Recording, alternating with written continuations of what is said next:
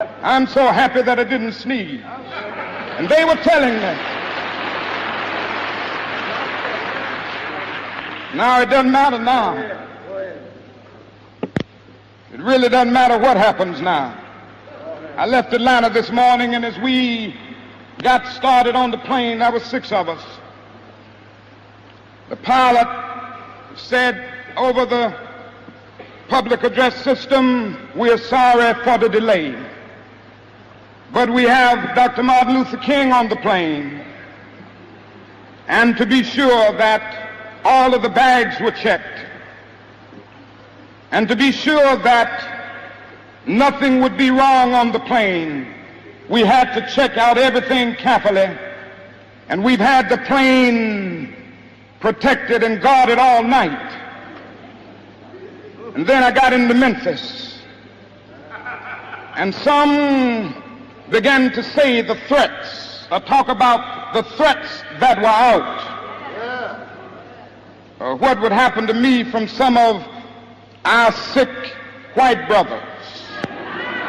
Well, I don't know what will happen now. We've got some difficult days ahead.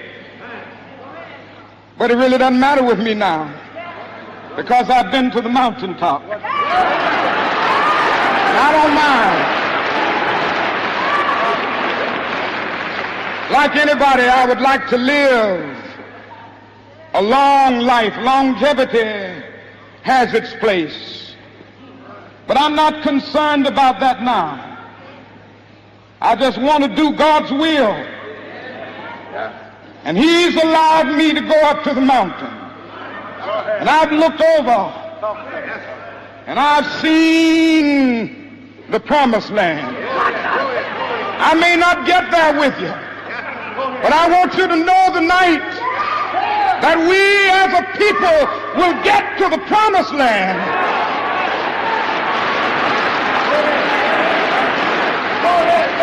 So I'm happy tonight. I'm not worried about anything. I'm not fearing any man. Mine eyes have seen the glory of the coming of the Lord.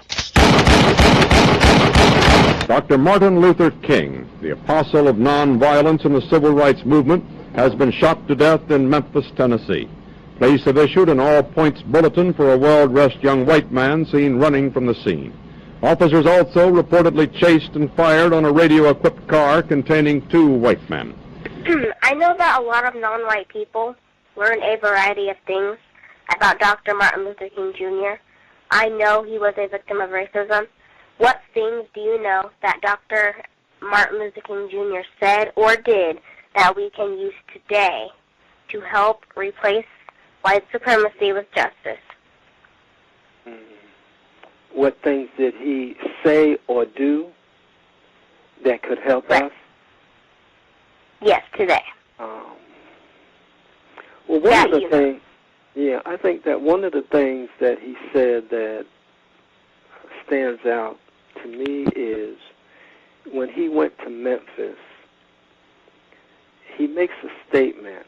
He says that, "I don't know what we're going to do with some of my sick white brothers."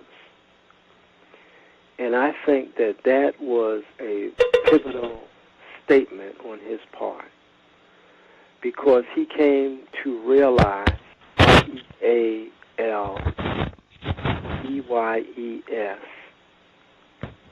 that he was dealing with something that was deeper than his original understanding. And so I think that's a great instruction for us. And the other thing that I learned from him is, and others, is this role of religion that has us under lockdown. There's a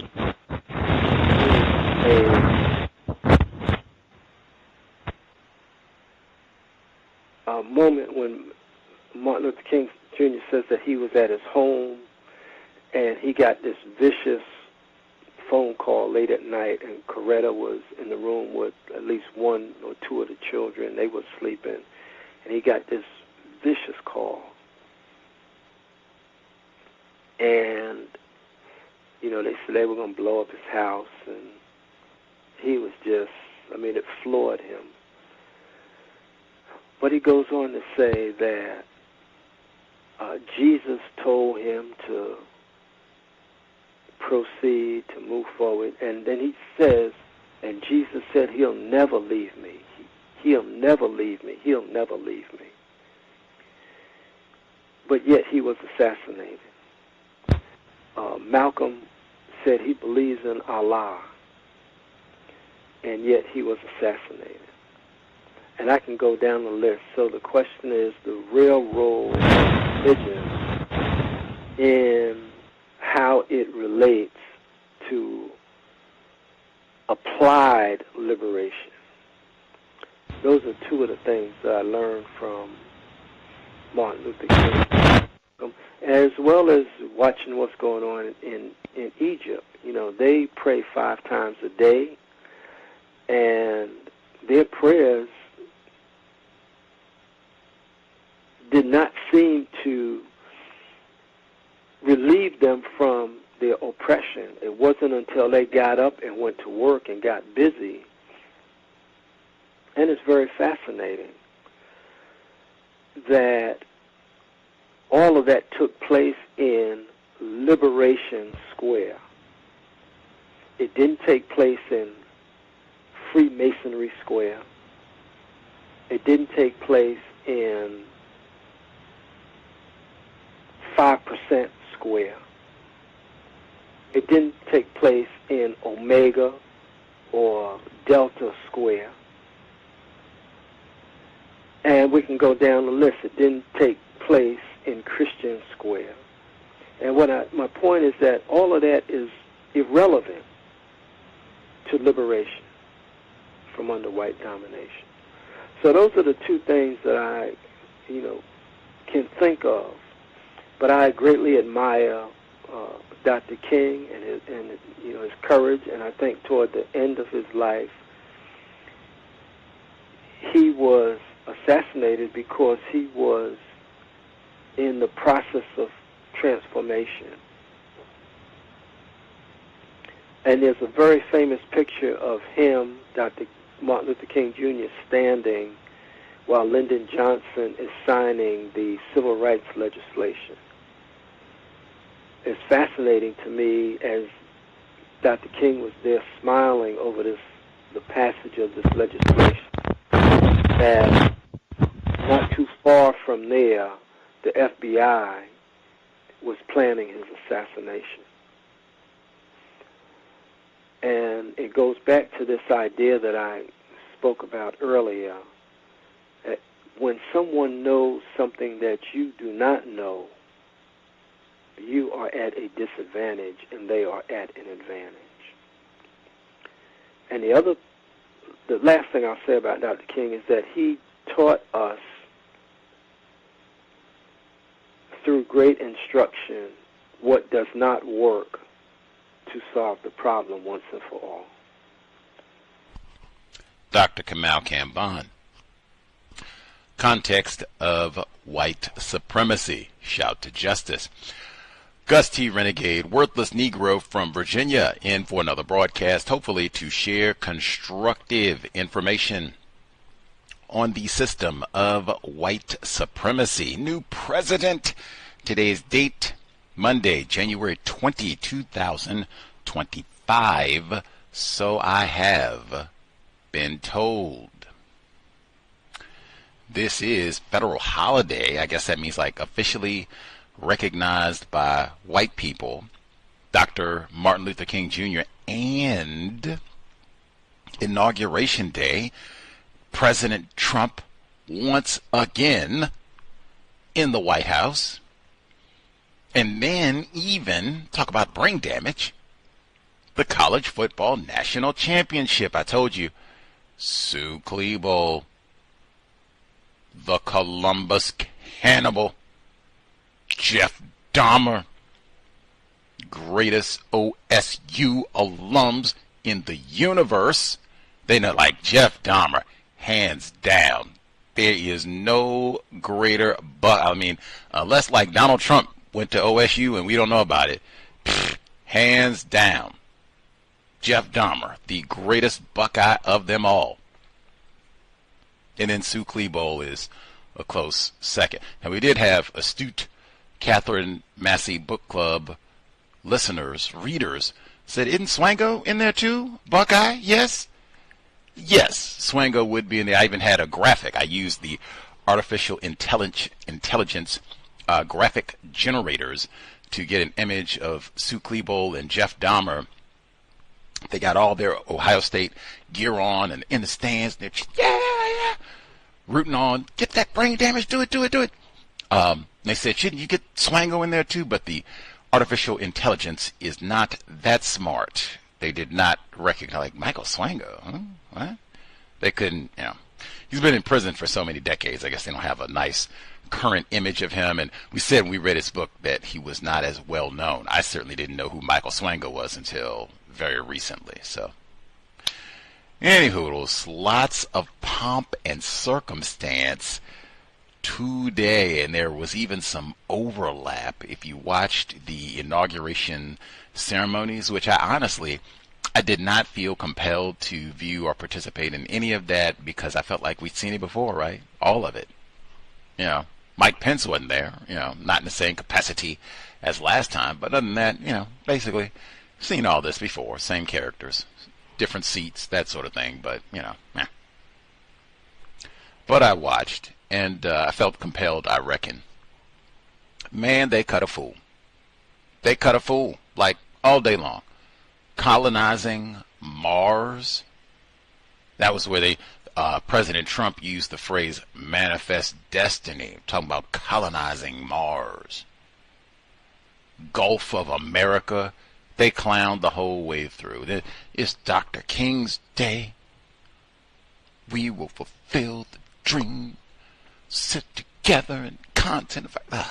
Which, that was an especially disgusting moment when they got to the Dr. King, because all the white people, it was a racially restricted region. I think they had Hakeem Jeffries was there. Barack Obama was there. Kamala Harris was there. And they had a black brother who did some sort of prayer or something during the midpoint. They didn't have the title card up for him, so I didn't get his name. But, it was, you could count on one hand, basically, the number of dark people that were present. And, even some of that should stand out. Some of the people that I'm having to say, these are all the black people. Kamala Harris, Barack Obama, anything dark, we got to count, because, it was lots of people classified as white. Racially restricted region, the inauguration. It was inside, so, hey, you got to be really special to get one of these tickets. But it was really disgusting in that environment. They all jumped up. Brother Dr. King, oh, Misty, Dr. King, yes, he meant so much to me. Yet, like, are you serious? Lying. And it was even more galling because, not just that it was on King's holiday, but because some of the people in that room are old enough, they weren't just alive to see, like, oh man, there was a time when white people were not so cool with Dr. King. In fact, they didn't even want a federal holiday. Some of these white people were those white people. He's a communist. He's a fink. He's a polecat. Out there having sexual intercourse with all kinds of females and cheating on Coretta Scott King. That's sort of tackiness that they would bring up as a reason we do not need to have a federal holiday for Dr. King. To then turn around and, oh man, that's my black brother. I love me some Dr. King. Get out of this. No, you don't. No, you don't. Only black people that they love, so-called, are dead. Same thing. President Biden on his way out, I said he should have stole some of Trump's thunder and pardoned Enrique Tarrio. non-white male got, I think, easily the heftiest sentence from all the brouhaha from January 6th. He didn't do that. He pardoned Marcus Garvey. You don't get no cool points from me. You are as tacky on the way out as you were on the way in when you said, if you don't vote for me, you ain't even black. You don't even eat chitlins, do you? Oh, I hate Joe Biden. Oh, and secretly, I'd have still been perfect. He hadn't cheated and stole that election. We'd have still been perfect for picking presidential elections. But hey, world is corrected. I said 4 more years, and we are here. 4 years of cheating, but it's all been taken care of. But I mean, woo, all that lameness and lying, pretend we are against racism, pretend we're down with Dr. Like, all of it disgusting. The pardon as well, like, you don't even get no brownie points from me. Like, they'll do that. They'll wait, because I think Trump, during his first term, he pardoned Jack Johnson.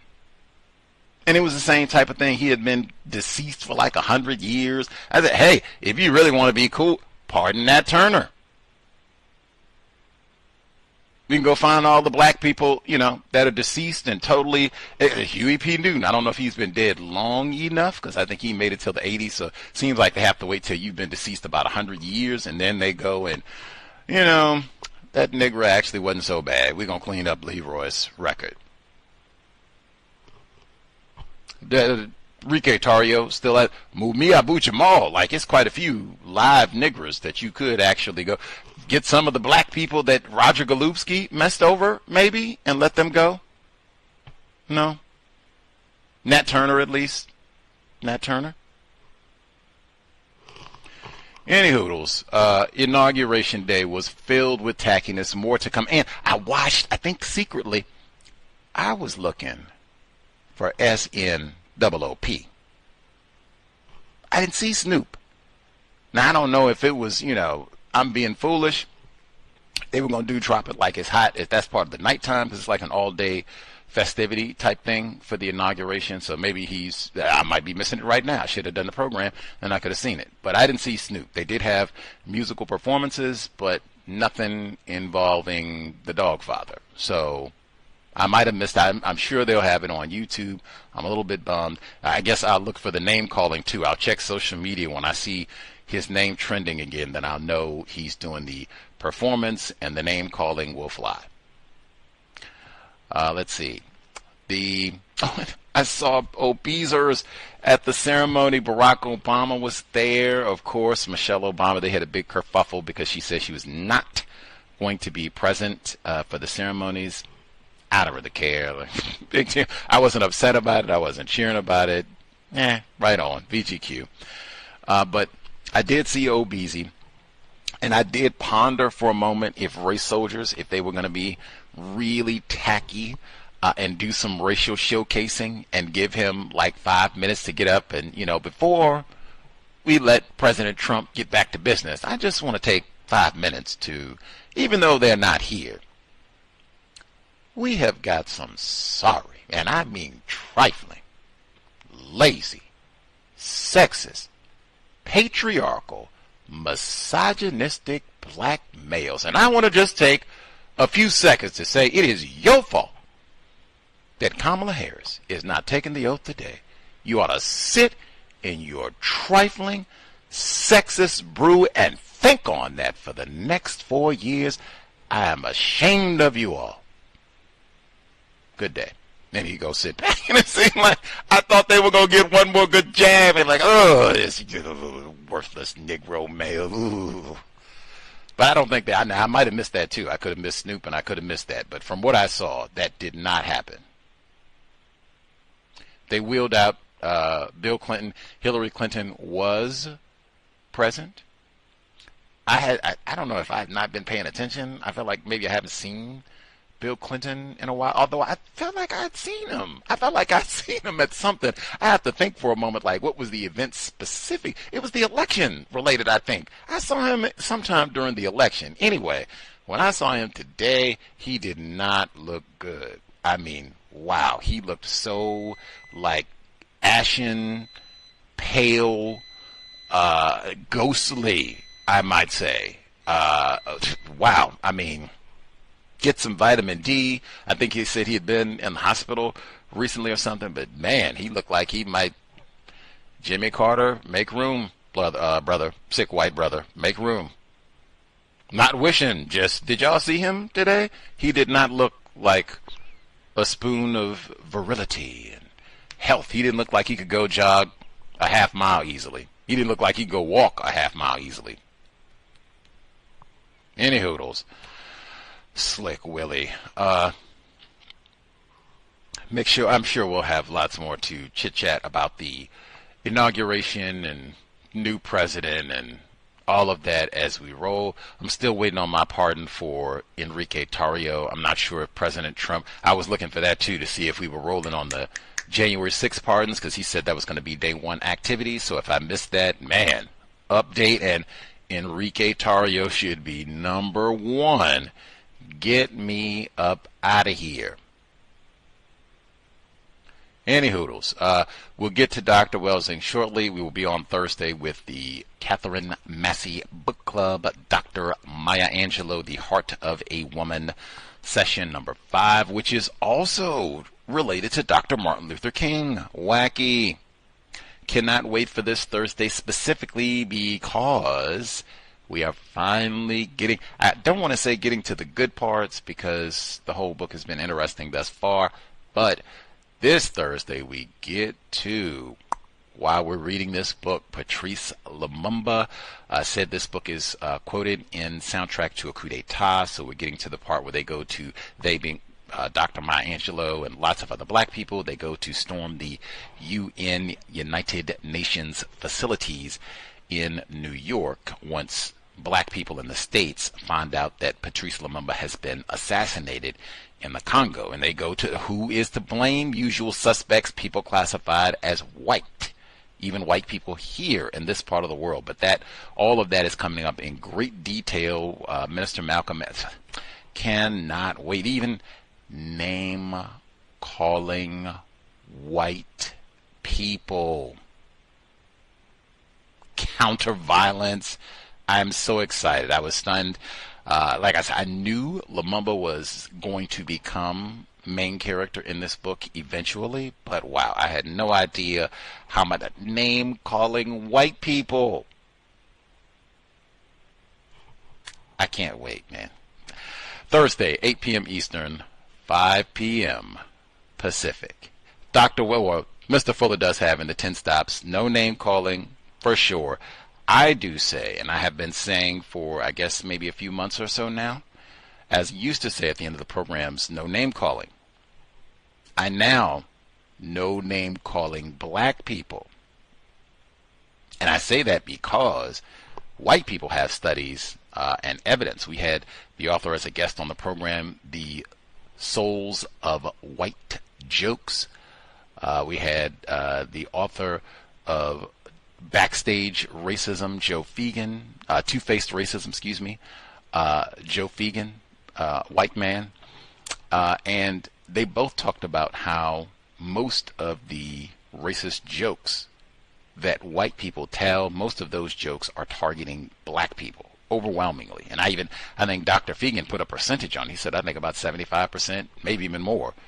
They're exclusively jokes about ridiculing and talking about harming black people, not all the other individuals who are not white. And black people, we mostly name call and ridicule other black people. So that's why I put a lot of focus that, hey, since it seems like everybody hops on name calling black people, stop name calling black people, because we don't really name call white people. Talked about that before. I mean, I guess if I heard lots of cracker this and honky that and all that, I guess we could just do the name call. But I don't really hear that. Not that I think any of that is constructive, but I don't really hear that. White people have been so successful.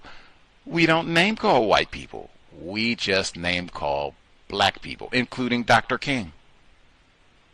Including Dr. King.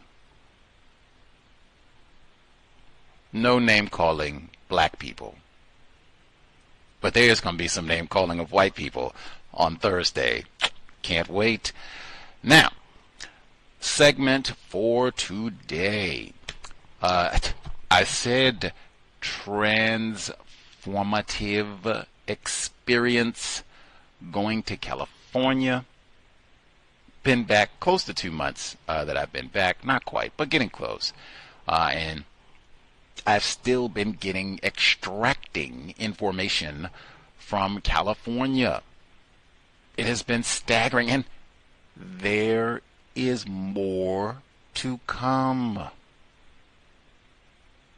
Staggering, most constructive travel experience of my time on the planet. In fact, if I do any more traveling, I'd say every time it would have to be make it constructive. That means, go to the library, find what universities are in the area, go see what, special collections stuff they have, or try and make it as constructive as possible any time you get some sort of travel opportunity or what have you.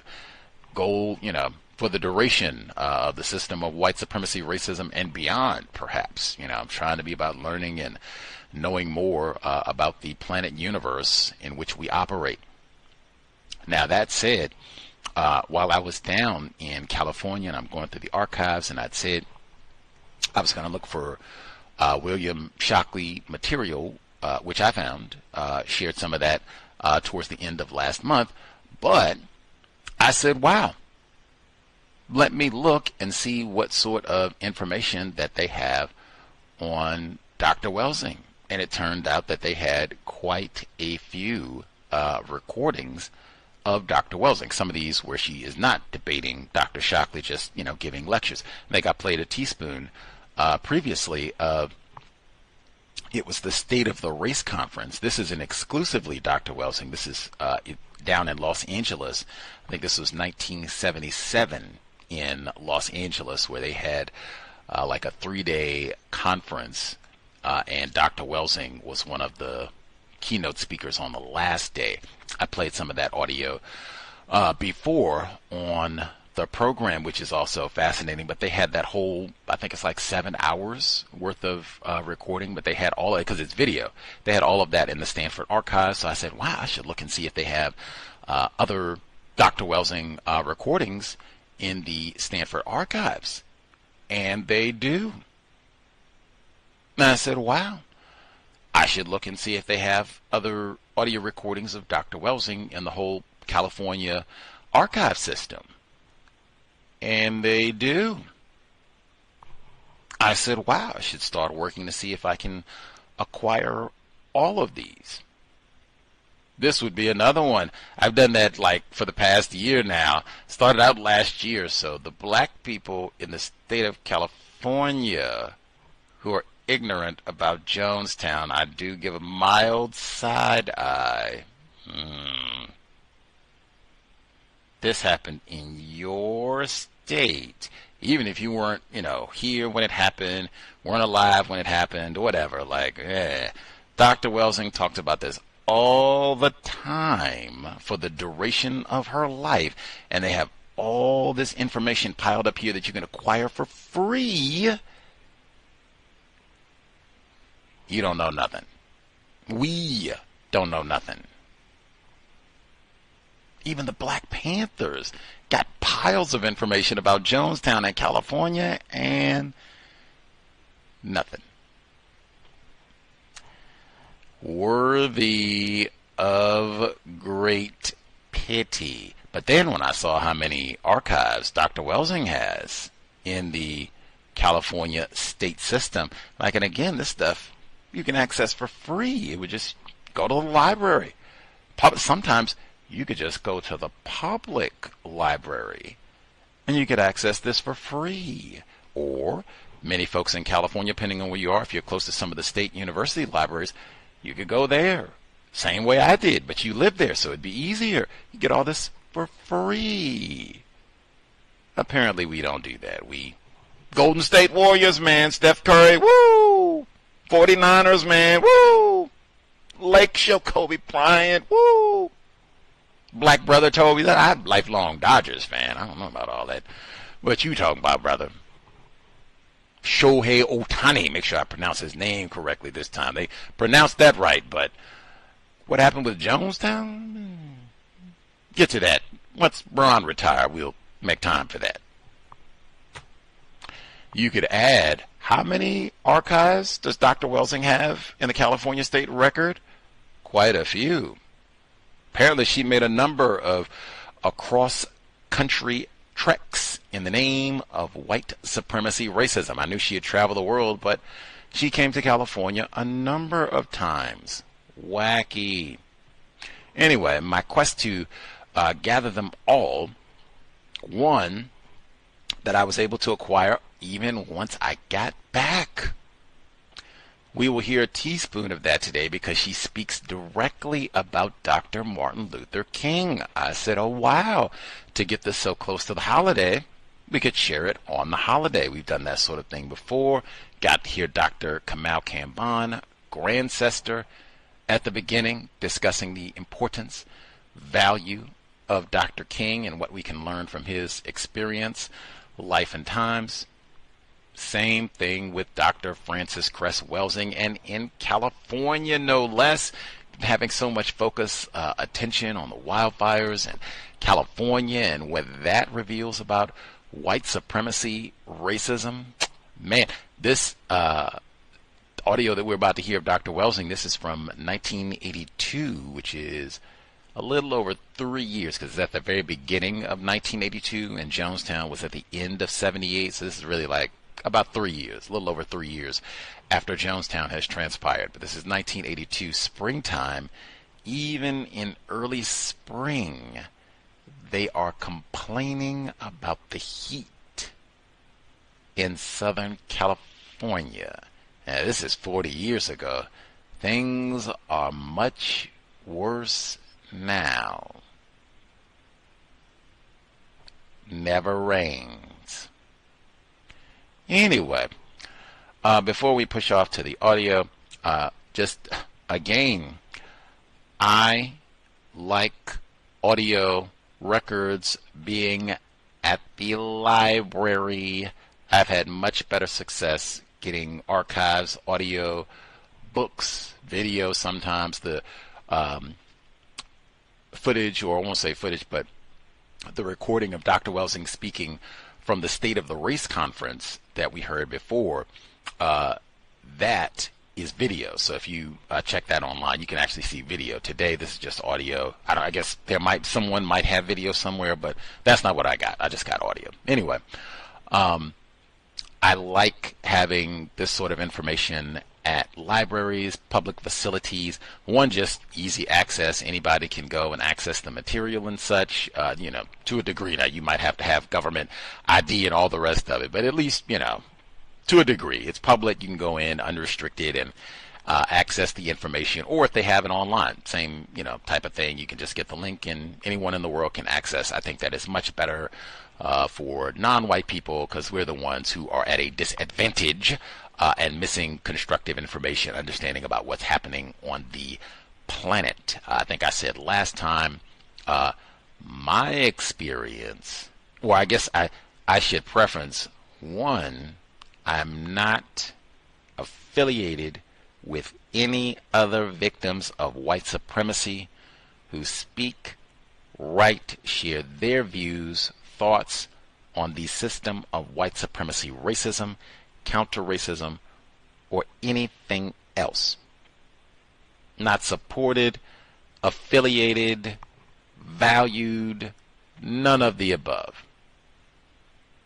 Non-white people, generally speaking, do not value the context of white supremacy, the views of Gus T. Renegade. That is fine. I am not affiliated with any of the other individuals who use the concepts of counter-racism as laid out by Neely Fuller Jr. None of the individuals who say that they're about Neely Fuller Jr.'s work, they do not support Gus T. Renegade and the cows. None of the individuals who are about Dr. Francis Cress Welsing's work, they do not support, have contact with the cows. Again, all of that is fine. United Independent is in the code book. I'm just stating for the record, all of the Welsing audio that I have played of late, I didn't get this from, I think all of this I might be able to say, I didn't get this from no black people. Probably would have been more difficult because generally speaking, black people do not fool with Gus T. Renegade. Again, I say that is fine. I just want it on the record. People don't see me as a student of Dr. Welsing. She was a guest here 31 times. They don't see or talk about Gus T. in that manner. They talk about Gus T. like he's some sort of, coon, and he doesn't know what he's talking about. It misrepresenting counter-racism. It says all white people are racist. And, whatever, VGQ. I'm just making it explicit. I'm not affiliated with any other non-white people, and really would prefer not to be associated with any of them. Any of them. Any of them. United Independent. Any hoodles. This audio is 1982, and even the lack of seriousness, I would have to say some of this I connect to a lack of serious, some of this being, I wouldn't say it's conflict, but I don't really fool with black people. I'm just explicit about that. I don't fool with black people, and they don't fool with me. I don't fool with non-white people, victims of racism, and they don't fool with me. I think some of this is because we, non-white people, are not serious about replacing white supremacy with justice. Fuller has said this before. We might talk about racism, white supremacy. We might mention Neely Fuller's name, Dr. Francis Cress Welsing's name, Dr. Cambon's name. Lots of people. Dr. King. We are not serious about solving this problem. You're going to hear that from Dr. Welsing too. And even why she thinks that way. I think that way because we have way more enjoyment of being in conflict and disagreement with other victims of racism than addressing the problem. White people. Dare I say, even, I think it might have been more difficult if this was audio that just a black person had and I had to go and ask them, do you think I could get a copy of that, or could I purchase it or whatever? Like, oh my God. I don't think I would have got it. I'm just going by the track record. I don't think I would have got it. I would much rather. Are you saying you would rather white people have it? It would seem, at least for Gus T., yes. My record is substantially more effective when I go to white people and say, I like this Welsing audio, I'm going to get the exact audio I request. I can't say that's going to happen when I deal with black people. United Independent. Anyway. We will get to the audio. This is in Compton specifically, which I find hilarious for about a billion reasons. I don't know why. I said we're not serious, so that might just be, see, Gus T. Clown not being serious. Compton is a city like any other, but it is not Los Angeles. I guess if it had been in L.A., I'd be like, oh, okay, yes, L.A., blah, blah, blah, but lots of other portions of California, lots of other portions of Southern California beyond Los Angeles. Compton is one. This is Dr. Welsing in Compton, California, 1982, April specifically. So that's like 7 years, I think. 7, 8 years before.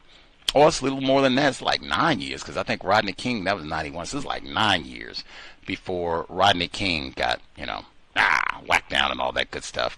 And then like 4, 5 years before NWA become known all over the world, and Compton t-shirts and all the rest of it. Just that alone, when I heard it, it's like, oh wow. I wonder if they have NWA paraphernalia in the audience. Was it too early? Were they? Anyway, 1982, Compton, California. You will immediately, and I mean immediately, hear them grousing about the heat. I had to include that given context of everything that's happening right now. Man, it never rains in Southern California.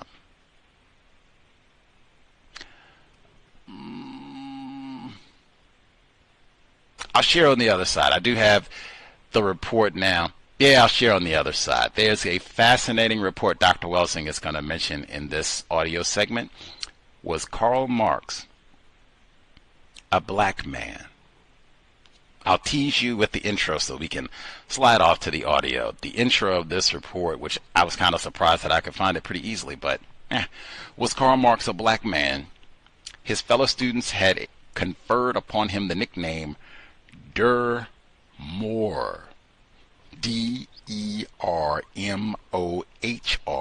American boys would probably call him nigger. Is that what Der Moor means? What in the world? What? I don't even know. Anyway, that's all you need to know. Was Karl Marx a black man? Dr. Welsing will reference this report specifically. We will get to it. Context of White Supremacy. Dr. Francis Cress Welsing from 1982, California. Invest in the Context of White Supremacy radio program. Constructive information on what racism, white supremacy is, and how it works. Visit the blog at racism-notes.blogspot.com. That's racism-notes.blogspot.com. PayPal button is in the top right corner. Links for Cash App, Venmo, and PayPal are below. Gus's wish list is at Amazon under Gus T. Renegade. 15 years and counting of counter-racist content. You are now about to witness the strength of street knowledge.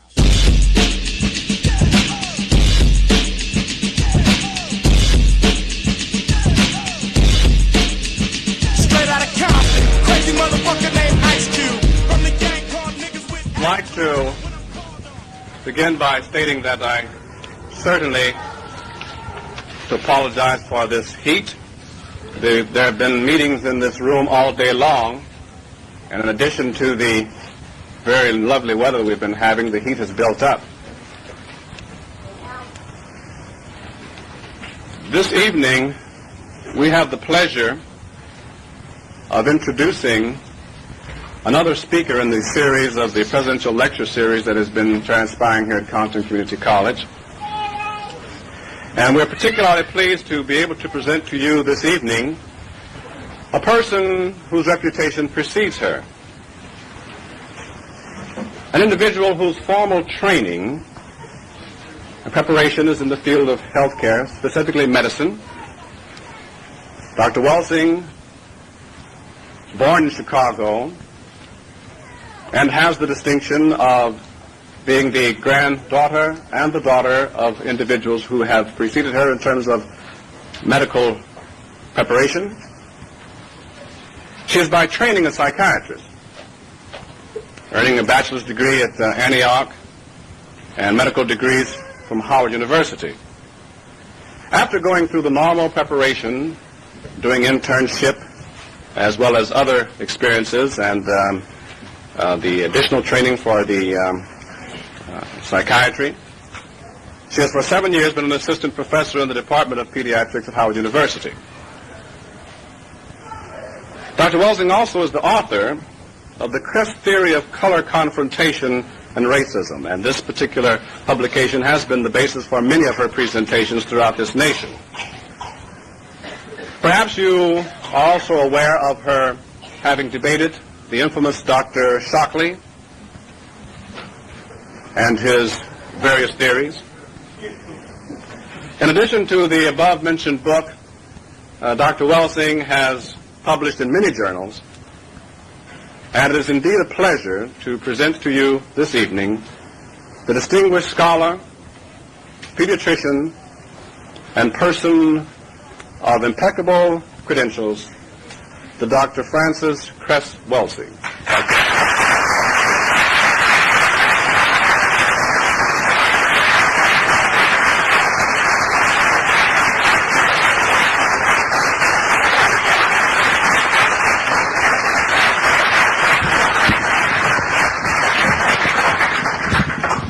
The Context of White Supremacy radio program. I don't know which mic to speak into. Okay.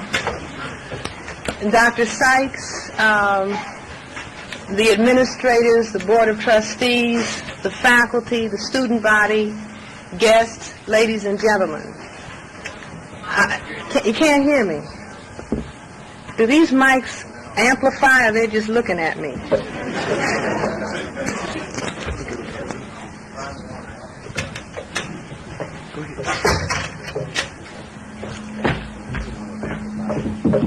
Right here.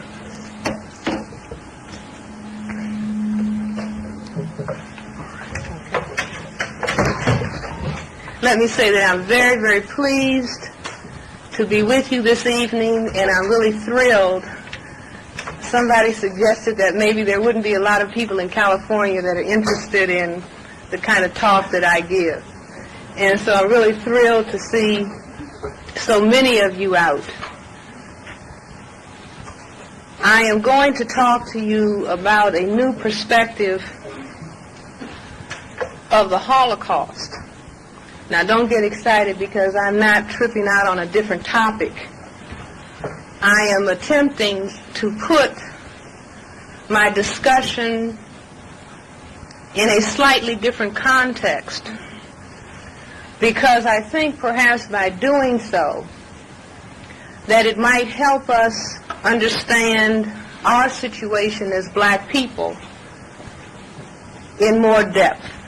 The Context of White Supremacy radio program. And because recently, within the last several years, there has been a great deal of discussion about the Holocaust. And generally when that word is used, it is used to refer to the destruction of 6 million Semites of the Jewish religion in Germany and in other parts of Europe between the years 1933 and 1945. There's been a lot of discussion, attempts on the part of people, Semites of the Jewish religion in this area of the world, to perhaps sensitize people to their particular experience. And this sensitization has come about at a time in which there has also been an increasing display and discussion of people who refer to themselves as Nazis, white supremacists, Ku Klux Klan members, who are again reintroducing with vehemence a discussion of racism and a discussion of white supremacy. And as I think about what has been happening in the last several years, what has been happening in the last 4 or 5 years, and perhaps really more recently, people, for example, in Washington, D.C., where I'm from, people say nothing is happening here. Nothing is going on here. People are not thinking about anything. And when I came out to Los Angeles, there were people who also told me that. Meaning members of our community, black people. Because things have been happening around us. And I do think that there is apathy. And I do think that there is bewilderment. And to me, this means that people need to begin to understand, perhaps, in greater depth, exactly what is going on. Because sometimes when you don't understand exactly what is going on, then you are confused about exactly what it is that people are supposed to be doing. And I use the analogy of people, somebody, let's say, being on the football field and attempting to score with the rules for playing tennis. You cannot score on the football field with a tennis racket.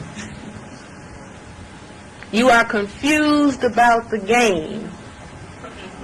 You are confused about the field. Nothing has to be wrong with your brain. You just don't have the right rules for the field that you are on in order to score. And so I thought about putting the discussion in a different kind of package, because sometimes we can be awakened, sometimes we are more sensitive to other people's problems than we are to our own, and sometimes being sensitive to other people's problems, we can get insight into our own. And this discussion reminds me of when I graduated from Antioch College in 1957. And my parents said, well, you know, now that you're graduating, what do you want to do? And most people are smart enough to say, give me a car. And I didn't say that. I said, well, I would like you to send me to Germany. And to this day, I'm not quite sure why I said that, but that is what I said. I told my parents that I wanted to go to Germany and to live amongst the German people, because I knew the white people in our area of the world somewhat, but I wanted to also see the people in this area of the world, Germany, Europe, who had sat by, gone along with, encouraged, participated in the destruction of a group of people. I mean, you know, like watching them being carted off and taken to internment centers and burned up, gassed with cyanide. So I wanted to see firsthand, you know, to see if these are some kind of different people than the people that I knew over here. And that was a very excellent experience. And like I said, sometimes you don't know why things come into your head. I don't know why it came into my head to tell my parents, well, that's what I want to do. But I went to Germany, and I was in a work camp. I had gone through the American Friends Service Committee, a Quaker organization. And I lived in Germany for about 2 months. I had planned to stay the whole year in Europe, and then I said, well, I'm planning to go to medical school. I better come back here and apply if I'm serious about going and getting in. So I didn't stay the whole year. I stayed in Europe about 3 months. But when I went to Germany, I was in a work camp. And this was like, the work camp where I was outside of Frankfurt, Germany.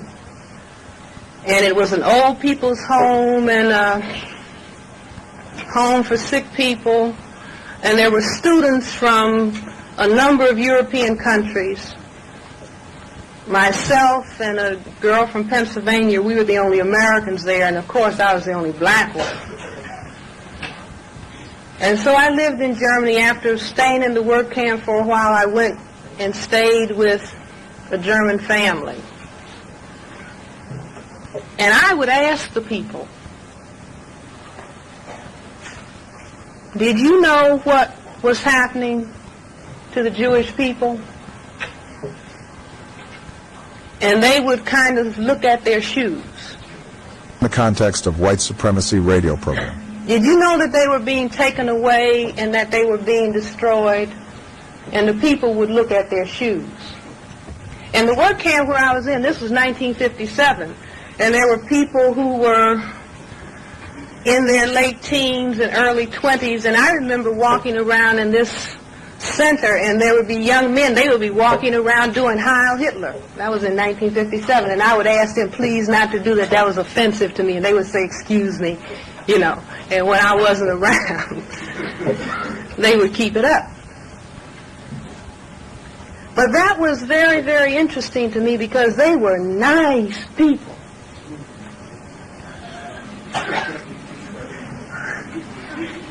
Very nice and polite white-skinned people. Very nice people. Francis, come and stay at our house. Have dinner with us. Very nice people. They didn't have horns growing out of their head. You see? They didn't look like people from another planet.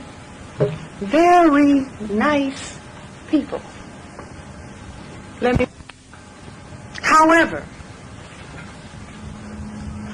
there came a period of time in their lives, in the lives of their parents, when things were tight, tough. Germany had lost World War I. And they were into a period of loss of status. They went into a period of major unemployment. They went into a period of high inflation in which the mark, their dollar, did not have value. And so they began to feel of diminished value themselves, to feel highly insecure, extremely nervous. Now we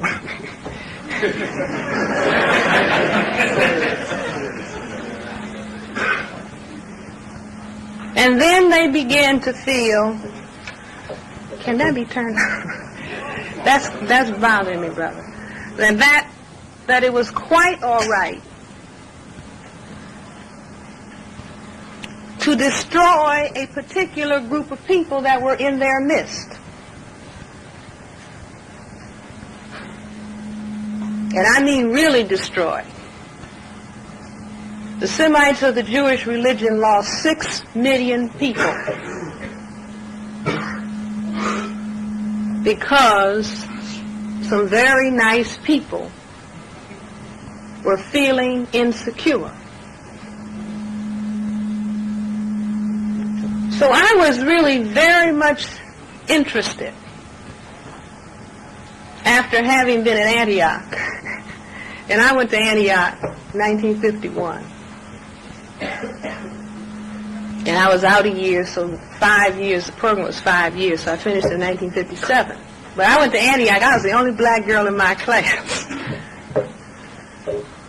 And that was a very interesting experience. And I had experienced people who were very nice, such that I remember going home to my grandmother and saying, because I grew up on the south side of Chicago in the ghetto.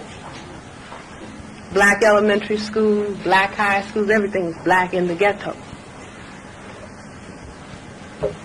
And of course you would hear about the unkindnesses of non-black people. And I came home and told my grandmother, well, these people are nice. Where is the problem? And that niceness went on. There was one black professor at Antioch when I was there. A black man who was professor in the Department of Music. And he'd been there a number of years. And Antioch was supposed to be a very liberal college. And this black man had gone along. And one day he must have gotten fed up because he couldn't get his hair cut in the town. Yet all of these very nice people were going to the barber shop that he could not go to. So he got fed up, I think, and wrote a letter to the school newspaper saying, when I came to this community, I was told that none of the members would enjoy privileges that all members could not enjoy, and that none of the members would support discriminatory institutions. And he said, I've been here waiting for that to come into being. And at that point, all of the nice people turned into something else. They did not come down on the side of the black professor. They did not come down on my side, and I was really bewildered. I was about 16. I couldn't understand all these nice people, and you mean you will not support equality for this man? That was a major learning experience. Invest in the Context of White Supremacy radio program. But as I was saying, I was intrigued by what this phenomenon that I saw at Antioch, that I saw in Germany, what was it really all about? I went to Howard to medical school, found my way into psychiatry, and continued to be interested in this question. What is this behavioral phenomenon really all about? See, I don't like whys that keep on going. You know, I mean, I can't stand whys that go on, and people are just content with why and what. I mean, I want to find out. I think all of us should want to find out. What is it? What is anything that is a problem? So I didn't take those questions, why and what, out of my head.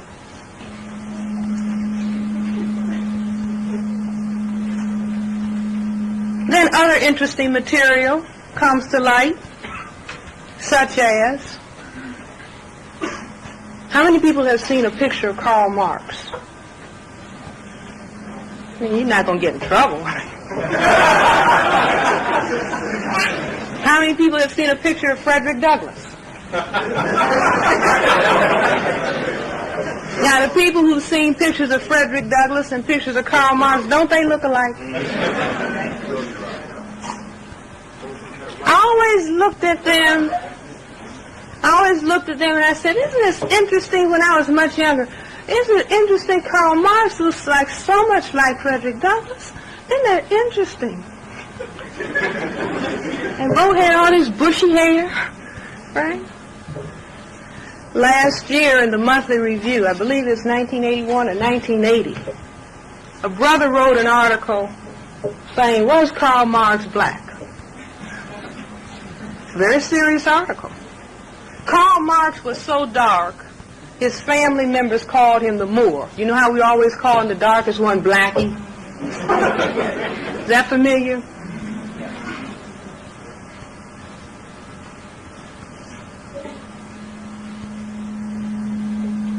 The people, the Semites of the Jewish religion. For example, Albert Einstein was described as frizzy-haired and swarthy. That means melanin pigmentation. The reason that the Semites of the Jewish religion were destroyed in Europe was not because of their religion. If it was because of their religion, the process would be called anti-Judaism. It was called anti-Semitism because it meant anti-colored people. Anti-people who have genetic material from Africa. Semites of the Islamic religion and of the Jewish religion, meaning people who were mixed, they were brown, but some of those people wandered up into Europe behind their fathers.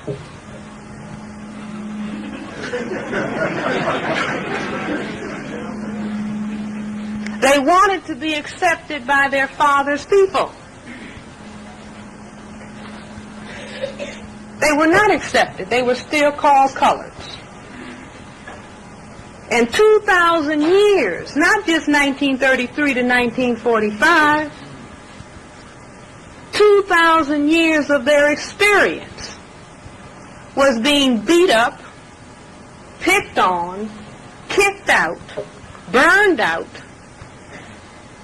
and otherwise destroyed. Move them from place to place. Mistreat them. They are not a part of us.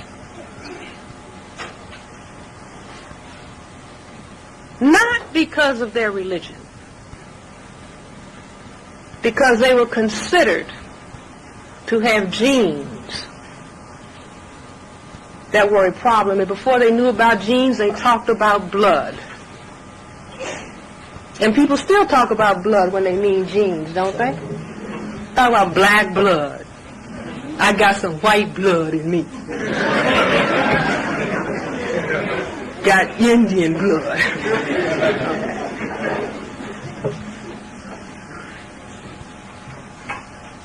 What did Adolf Hitler talk about? Talked about white supremacy. Being an Aryan.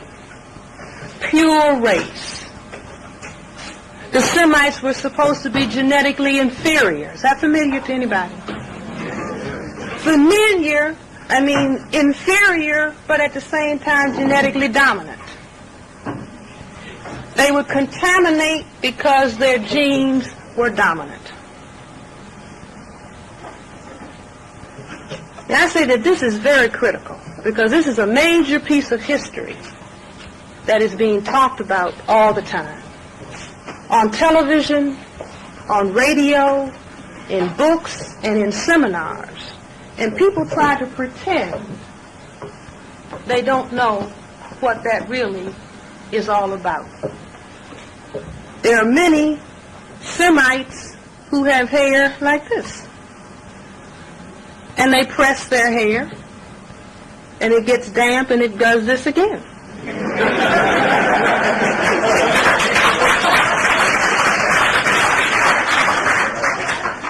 They change their noses because they're too large, because that's what Africa can give to you. Right? Very significant behavior. And we respect it because we do it too. Isn't that true? See, we are trying to. There is no such thing. I'm up here in behalf of talking about the question of justice. Justice does not exist in the presence of a lie.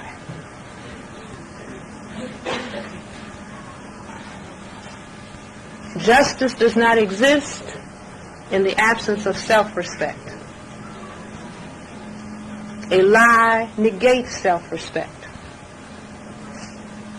A lie makes justice impossible. So if we are seeking for justice, meaning if you have a complaint because of the way that non-white people are treated, then you're talking about justice. And if you're talking about justice, you have to get familiar with truth. So if the Semites of the Jewish religion were spending time trying to get some blonde-haired, blue-eyed people to remove them from the swarthy state, how do you get blonde-haired, blue-eyed people when you have dark-skinned, dark-haired people? Dark-eyed people. Need we explain? Latter-day Saints in this area of the world? How do you get dark? Lighter, rather. The Semites of the Jewish religion had a definition that anybody could be a Jew whose mother is a Jew. With that definition, the father could be any white man, right? So if the goal objective was to get light so that one can integrate and be accepted. The Context of White Supremacy radio program. How many? I mean, most black people in this area of the world, like we want to be light, right? Tell the truth.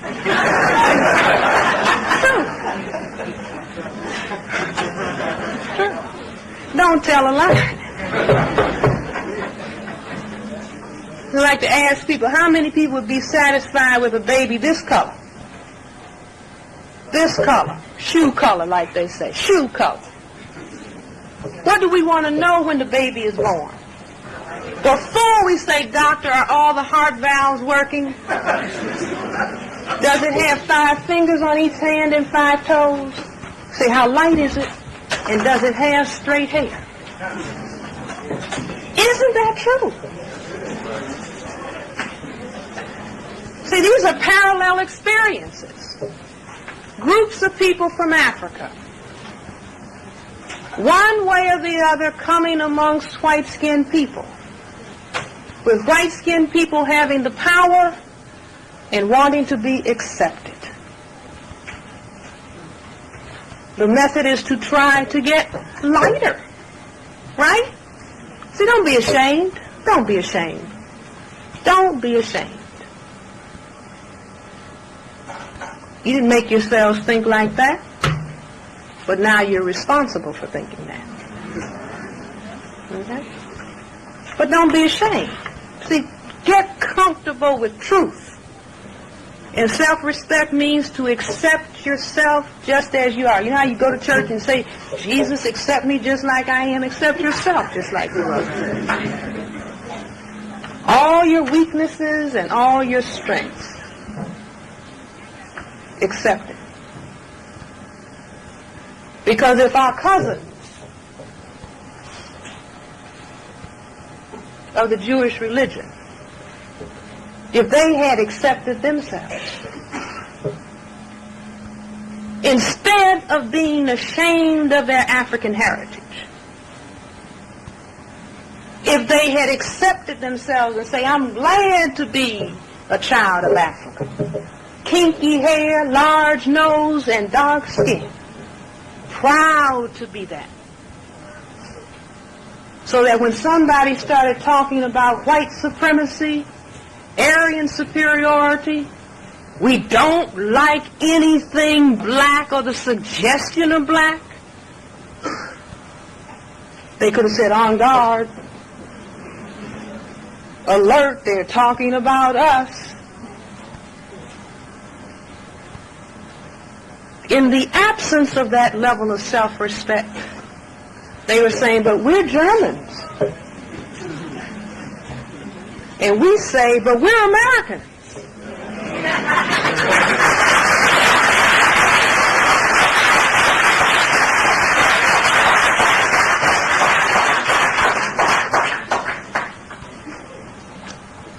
Without understanding, refusing to accept that both of those words mean white.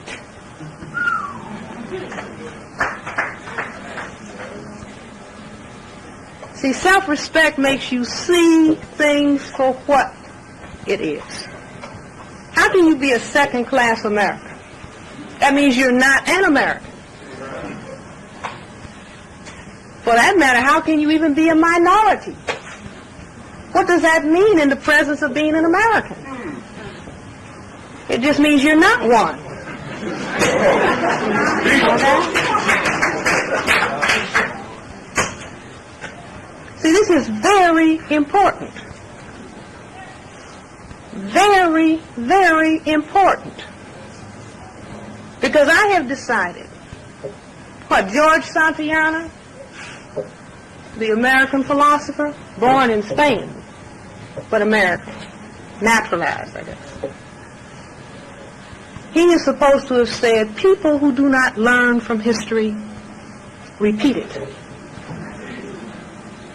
See, and the cosmos works in mysterious ways. It's wonders to perform. There were 900 people taken out of this wonderful state of California on a trip to Jonestown. 900 black people going to paradise, being led by somebody who was not black. hometown. They went mysteriously. The only recorded instances in which large numbers of people have been killed by cyanide: Nazi Germany, Jonestown, Guyana. On top of the bodies, one of the piles of bodies that they thought was a single layer was a big sign that said, "Those who do not learn from history will repeat it." Did you see that? Invest in the Context of White Supremacy radio program. Those who do not learn from history will repeat it. Those who do not try to understand history will continue to walk in a blind circle. So I say, let us learn. The Semites of the Jewish religion say that they're God's chosen people. They debate amongst themselves as to what they were chosen to do. So I've answered that. Why not? From the same hometown.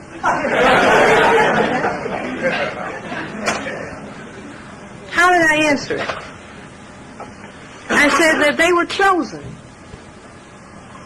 See, because we're living under a special set of circumstances. The last 2,000 years is a special set of circumstances. The last 2,000 years has been the period of evolution of white supremacy. Now, you can play and call it colonialism, imperialism, whatever you want.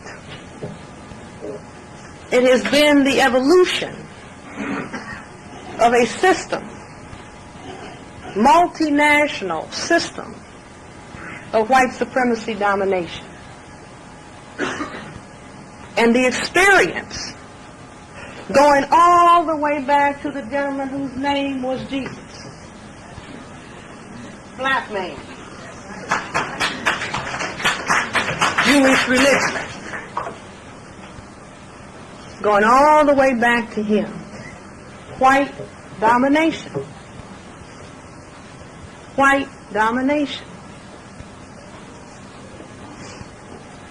But I say that the answer is, they were chosen to show all of the non-white people in the world, that's 9/10 of all the people on the planet, that no matter how light you get your skin, you can turn yourself white as the driven snow. You can get blonde hair, and you can get blue eyes, and you can get straight hair. You can contribute a Freud, a Marx, an Einstein, a Rubinstein, and whoever else made major contributions. But in the context of a white supremacy state, if you are classified as non-white, when that hammer goes down, you're going to be under it.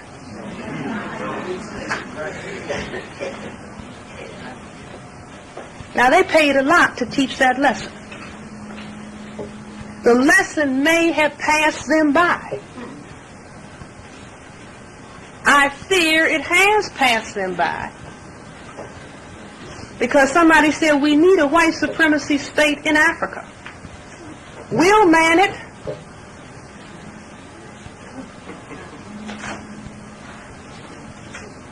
We'll call it Israel. We'll be white. We want to be white. Can't stand my black self.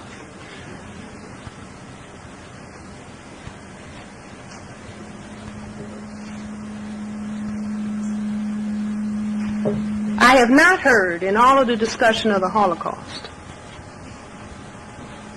I have not heard the people who sat by and allowed it to happen, whether they called themselves American, Frenchmen, Germans, Englishmen, Russians, Belgians. I have not heard these people stand up and say how sorry we are.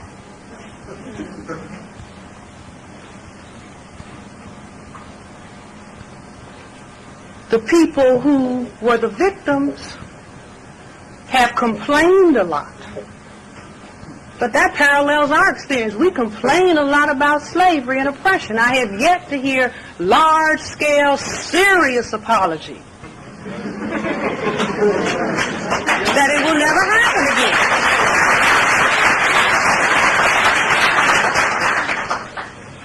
Now, this is very important. Very important.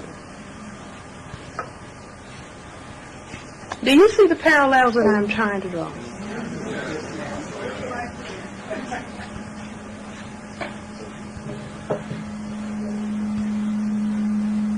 Now, the paper that I wrote back in 1969 and presented in 1970 called Cress Theory of Color Confrontation and Racism. Invest in the Context of White Supremacy radio program. Now, that paper has caused me a little bit of trouble. Fired from the university, told by the dean of the College of Medicine that the paper didn't make any sense, and that was why I could not have promotion and tenure. Backed up by the president and the board of trustees. Okay? The paper attempted to discuss this issue of white supremacy at the genetic level. It's a very simple paper. I brought some copies. Anybody wants a copy? They're $3 a piece. Cards cost that much.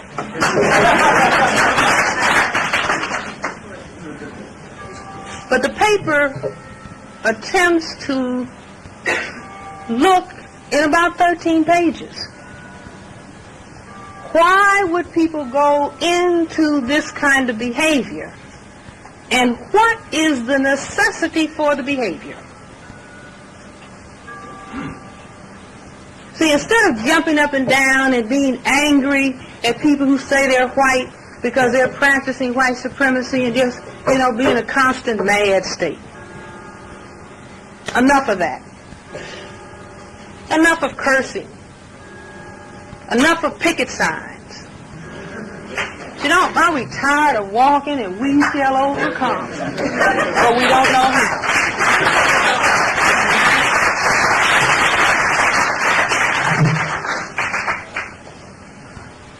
See, what we need is analysis. The thing that caused Freud, Sigmund Freud, considered to be the greatest behavioral scientist, instead of Freud saying, look, they're looking at me as non-white. I don't like it. I better try to analyze why they're dealing with me in this way. Freud went off into a symbolic discussion. Instead of talking about self-repression as a Semite, self-repression as color, this is determining the whole of my existence, he started talking about sex repression.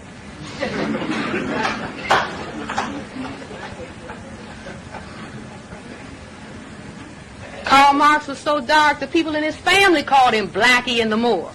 Okay? He didn't want to deal with that. So he said, I'll deal with class struggle. Class struggle. Some people are trying to hand us class struggle now. It's not race. It's class.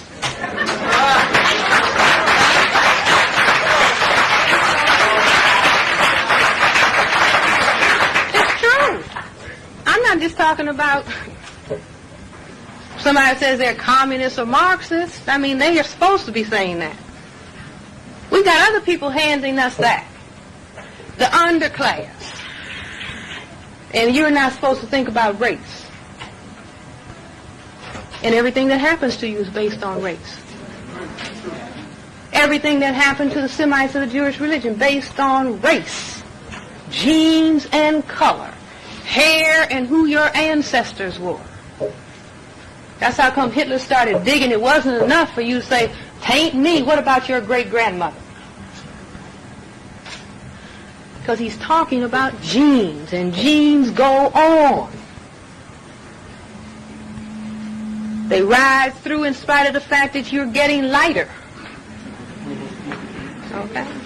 Invest in the Context of White Supremacy radio program. That was a critical issue.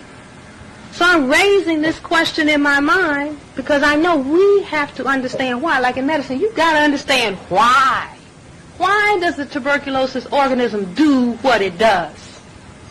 Don't just give the person some cough medicine. The person will be dead.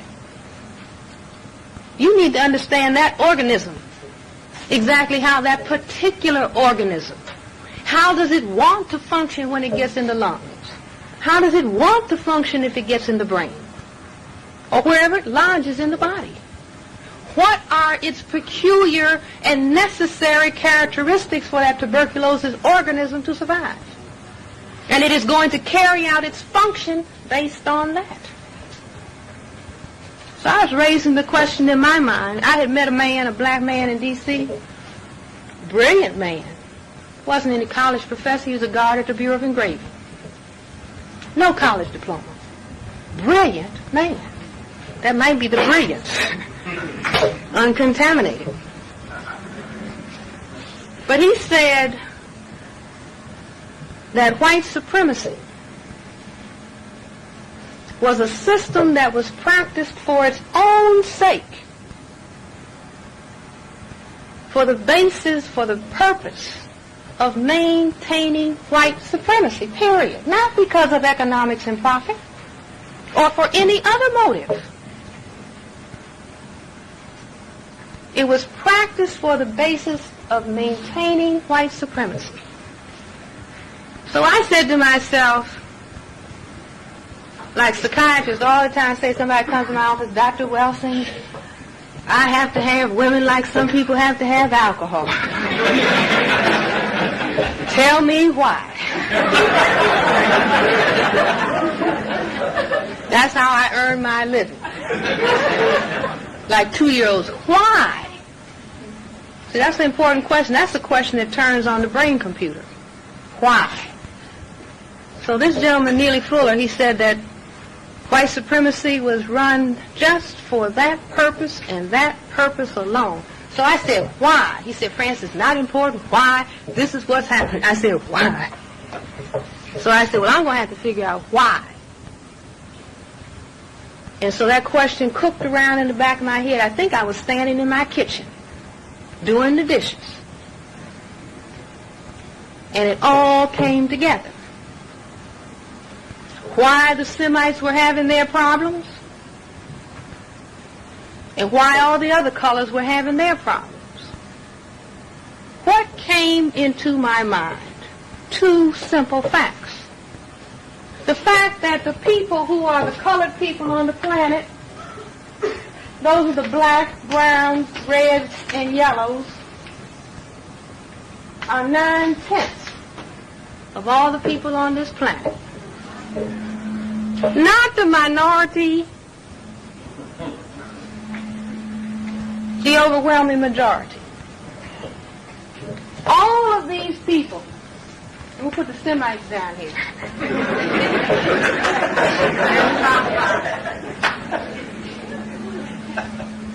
All of these people were being called genetic inferiors,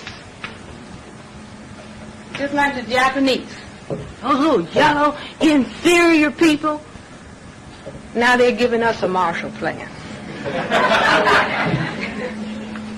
Nobody can outcomputer them. Nobody can make anything faster than they can make it, right? By the year 2000, they say they're going to have the highest gross national product on the planet. But anyway, all these people were called genetic inferiors. At the same time, however, they were all considered people who can mongrelize, mess up, color up, people whose skins were white. So my brain computer said, oh, Oh, I see.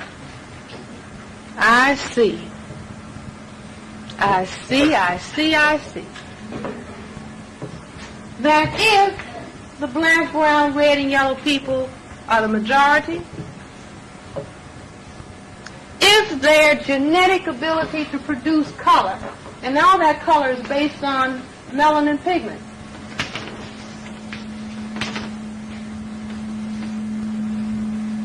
Melanin pigment is a black pigment.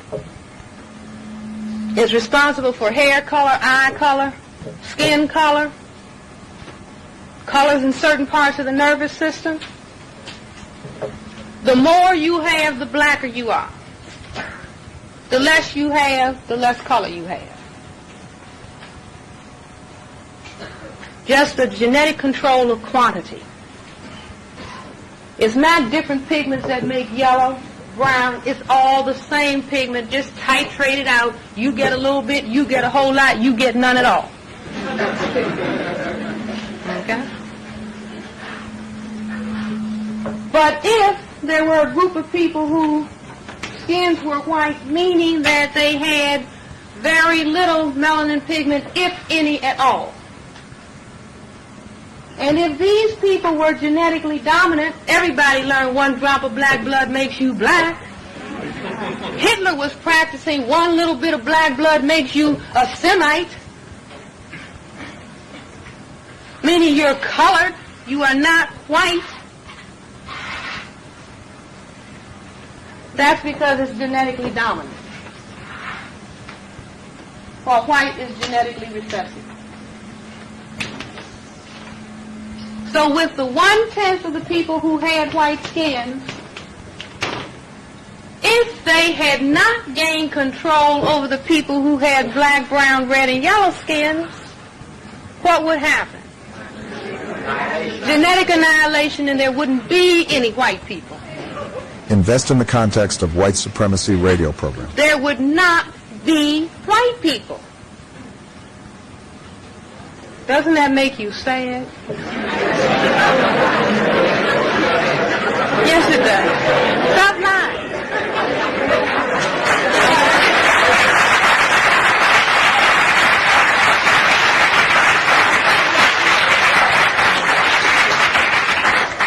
See, because sometimes you have to think on multiple levels. And sometimes I really believe that the reason that there has not been what we call black liberation, because we don't want it. Wow! Hey, yo, drama, hold up, sir. Hold on. Stop the motherfucking record. All right. I want you to pond the replay, drama. Pond the replay. Let's give him one more chance, man. Run that shit the fuck back.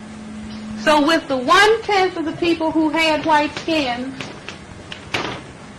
if they had not gained control over the people who had black, brown, red, and yellow skins, what would happen? Genetic annihilation, and there wouldn't be any white people. Invest in the Context of White Supremacy radio program. There would not be white people. Doesn't that make you sad? Yes, it does. Stop lying.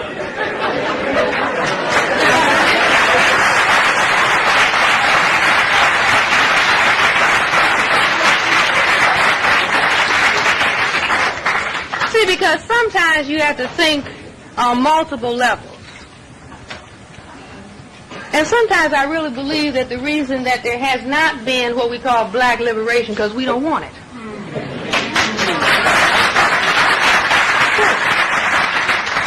At some very deep levels, we do not want it. I'll give you a little test later on to show you. Okay. But we don't want it because if everybody in this audience were to take a test, just answer a question. How many people really have struggled, fought, bled, complained, so that black people and white people can live and love in harmony? I mean, but it's this necessary combination, black and white. Not all black, my God. Oh. Don't want it to be all black, right? It's got to be a mixture. So it looks liberal. The point that I was making, and I think that this is why Dr. Martin Luther King had to die. See, Martin Luther King was very courageous, and he thought that the solution, and see, these are genuine, I mean, all kinds of people come forward with what seems to be the solution to the problem. And these are very important. Dr. Martin Luther King gave his life for the experiment that he conducted. He said, I think it is a question of love. That people have not been presented with love so they can come back with that response. And my analysis, not to degrade King, I praise King, okay? Because of the experiment he conducted. But what did he show? That he went with nonviolence and love.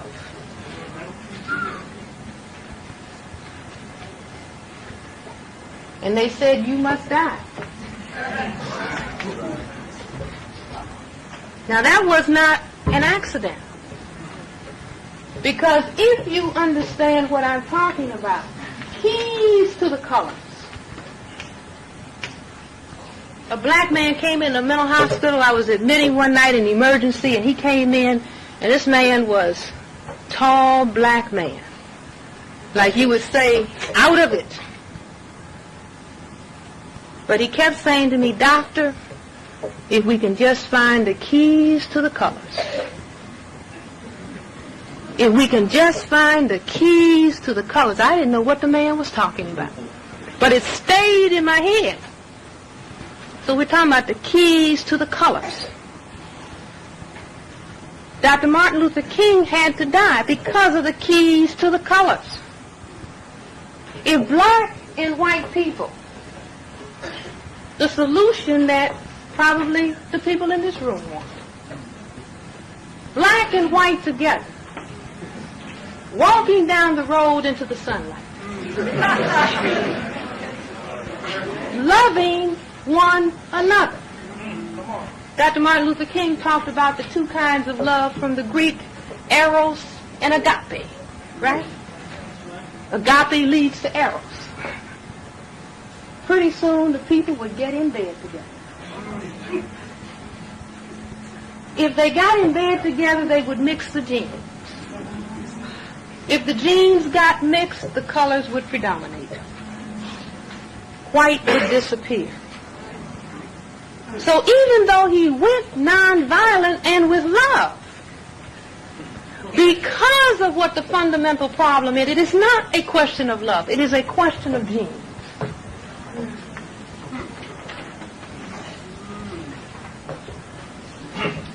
So Dr. King had to go. Run to the motherfucker, straight out of Compton.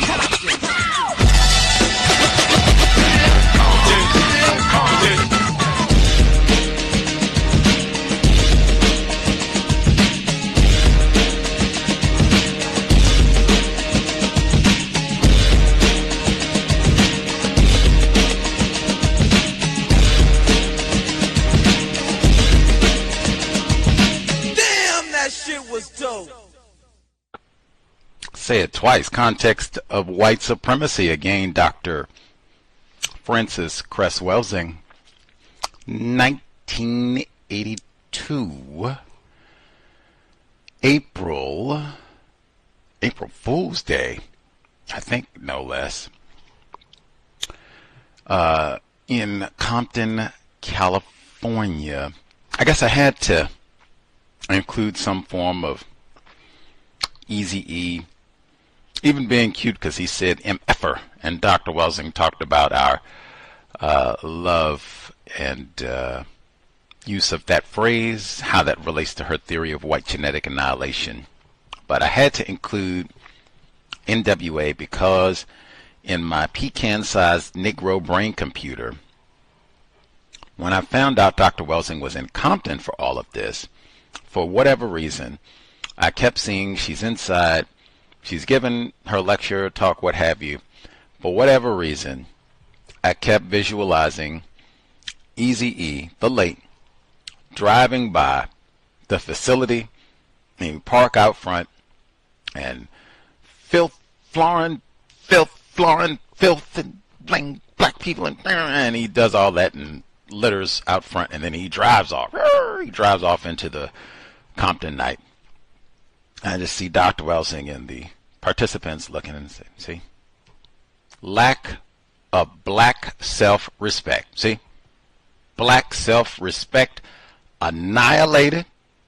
Round here calling himself a nigger this and nigger that and nigger this. See, throwing trash down where black people live. See, name calling black people. No cursing in the 10 steps. See, lack of black self-respect. But I did visualize that in my mind over and over. Anywho, that was not the entire lecture talk that Dr. Welsing gave on that day, but I think it was enough to give a comprehensive or pretty thorough grasp of some of the main points that she provided on that day in the California heat. Dr. King, Jonestown. In fact, because I went to California and was able to secure so much material like this and lots more, there is a whole book that connects Jonestown to the Dr. Martin Luther King Jr. assassination. Nabbed that one while I was in California. And that connection is made in Michael Mayer's book, the fact that Jonestown took place in the middle of the House Select Committee on Assassinations. And was there government involvement in the assassination of Dr. King? Was there a so-called conspiracy in the assassination of Dr. King, which was the conclusion in the civil trial? That was in 1998, unless my memory is bad.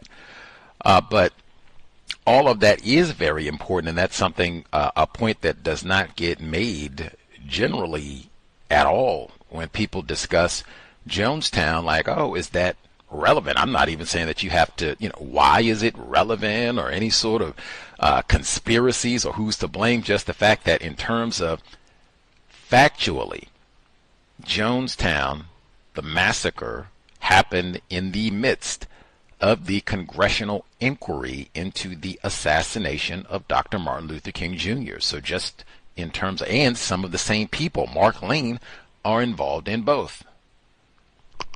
That alone, should at least be a footnote, but generally it is not at all. And people don't generally mention that congressional inquiry at all. Did you hear it today? It's the holiday. COINTELPRO, did you hear that today? I got a dream. You heard that all day long. Tackiness.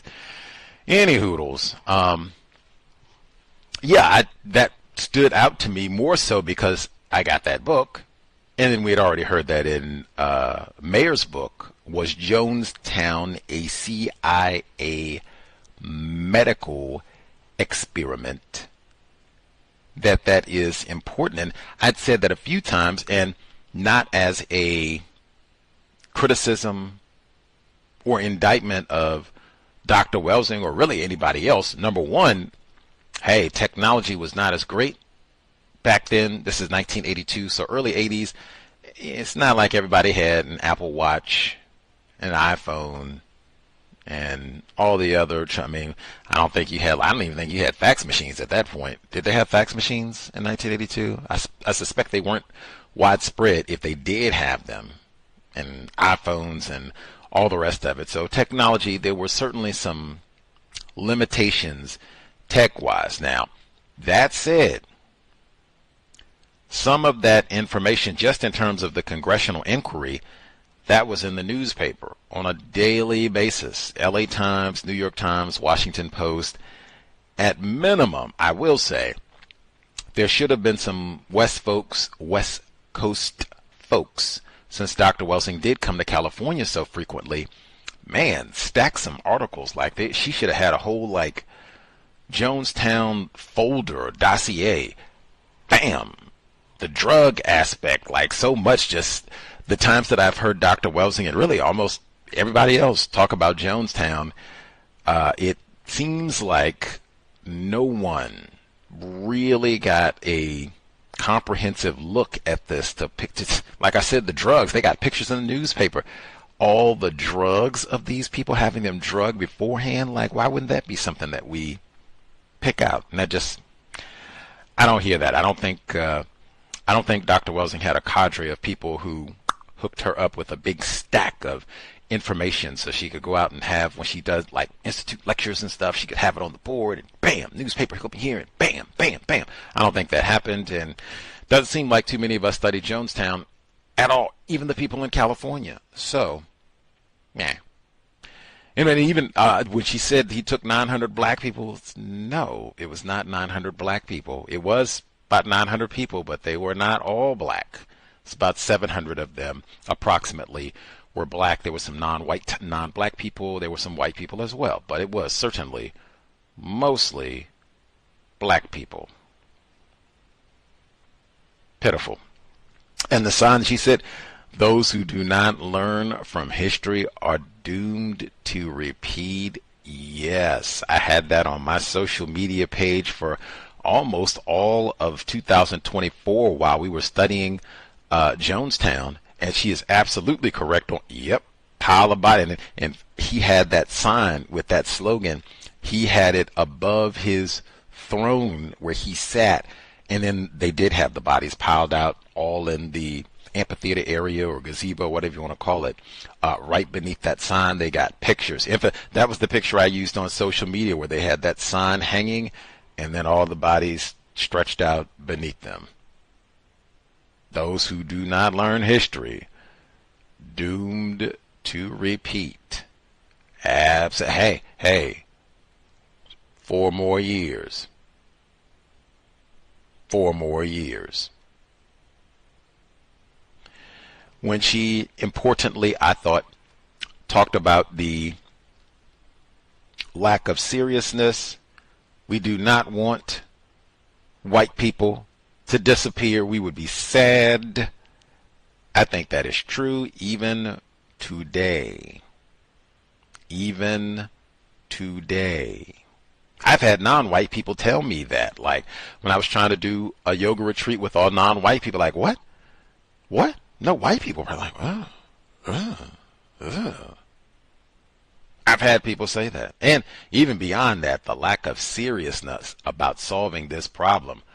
For sure. We are serious about criticizing other non-white people. We are serious, we victims of racism. We are serious about name-calling other non-white people. We are serious about squabbling with other non-white people. We are not serious about putting individuals classified as white out of the business of white supremacy. We are not serious about that at all. And thus we haven't solved the problem. True or it's not. True or it's not. I submit the evidence. We don't name call white people. We just name call black people. That was like, even though that's some foolishness there, that is based in reality. I could totally see Eazy-E driving by, throwing trash down, I could see that. Yes, yes, based in fact. Absolutely, absolutely. Any hoodles. I enjoyed so much the commentary Dr. Welsing had. Like I said, I went and got that report about Karl Marx being black. Now, the opener, I teased that where they said he was called Der Moor, however you say it, you know, that basically that would be translated to Negro. Eep. Eep. That would be something I would mention like for the rest of life. I would have that report like framed. Anybody, white person, non-white person, they act like they want to get on some lumpen proletariat and we got the class struck. Are you talking about that nigger Karl Marx? And I'd want them to, what did you do? And then bam, I dropped the whole framed report on them. Bam. Do you think all this talk about class, do you think that could be a response to someone being called a nigger during their formative years? What it do, nigger? What it do, blackie? See, they didn't say blackie, they said nigger. I think that's got a, I wouldn't like blackie either, but I mean, you calling me nigger every day. Oh. Like, man, yeah, we're gonna talk about class. I'm talking about that racism thing, that Negro. I'm still tender about all that. I don't want to have no revisiting of that, calling me Negro anymore. Class, they do the same thing. You shouldn't be talking about the way we treat you like a Negro. You talk about class. Class, even 2025 man. Underclass, middle class, and overclass, and you got no class, nigger. I found that their report, though, you can get that online. Again, was Karl Marx a black man?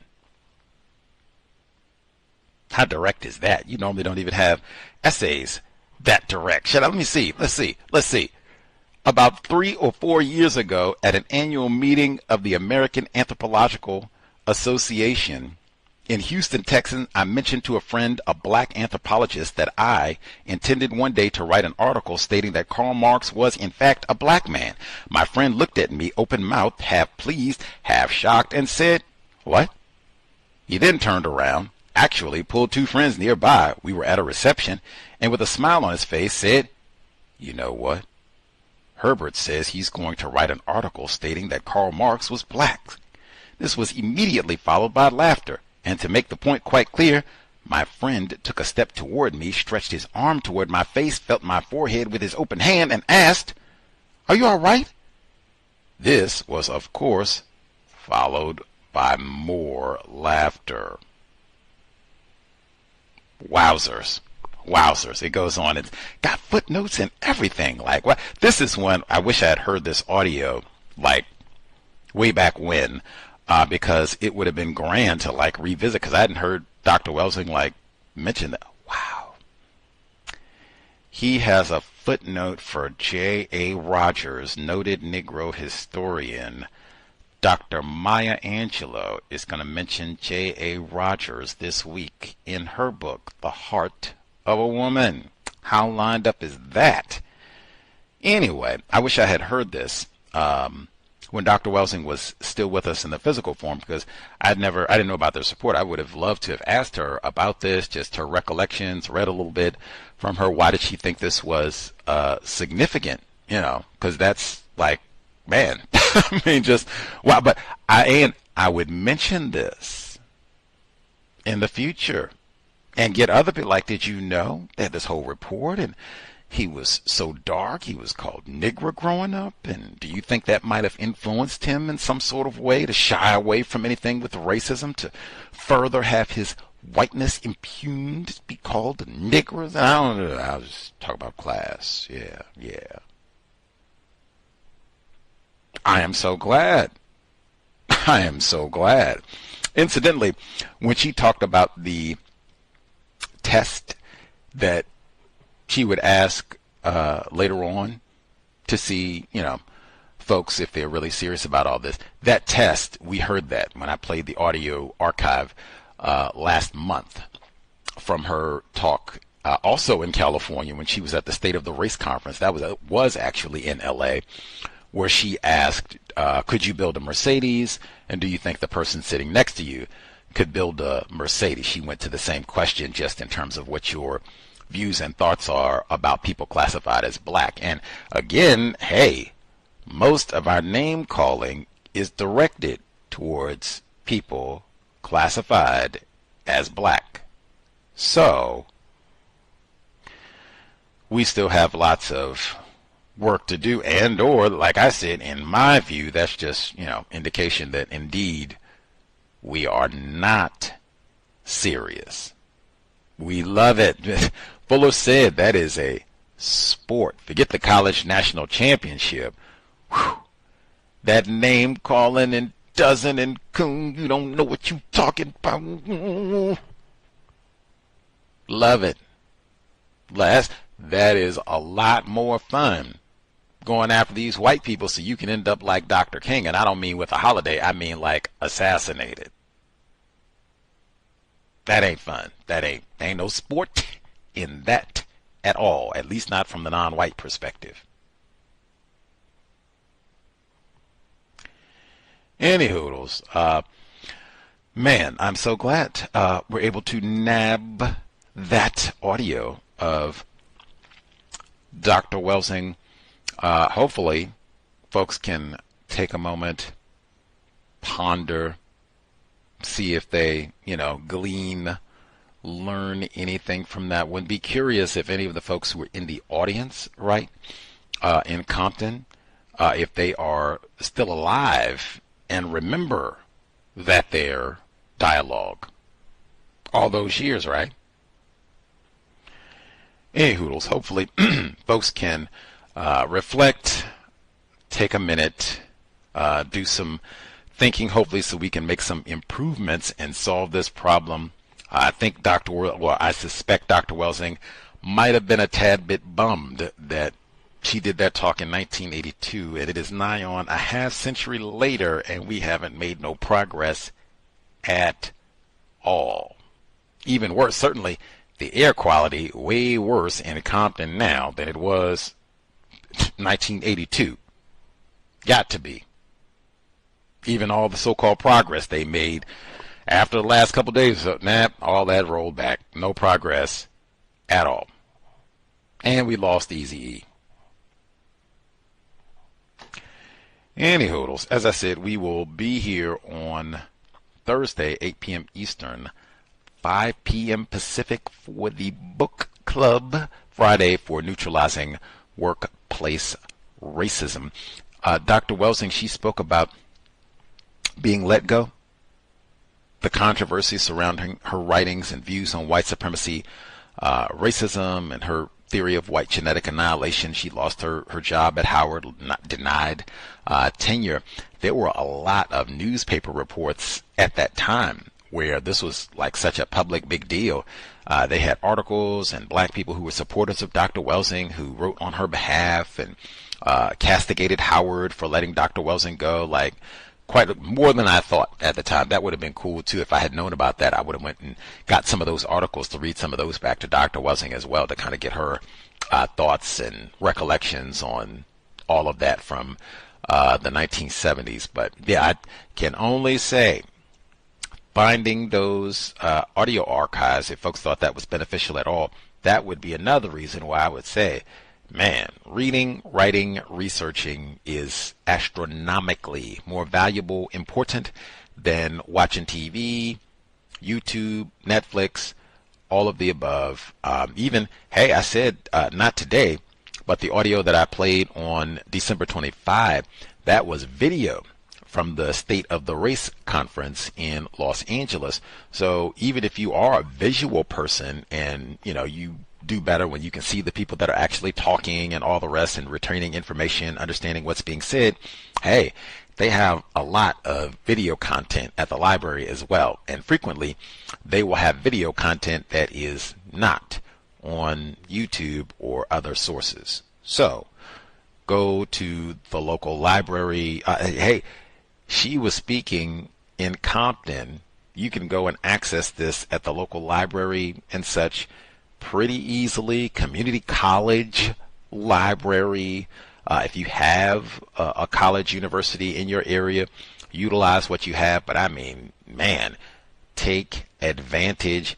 White people, I told you, the white people at Stanford, they are the ones who had that William Shockley audio talking to Dr. Welsing. White people stack up and study everything.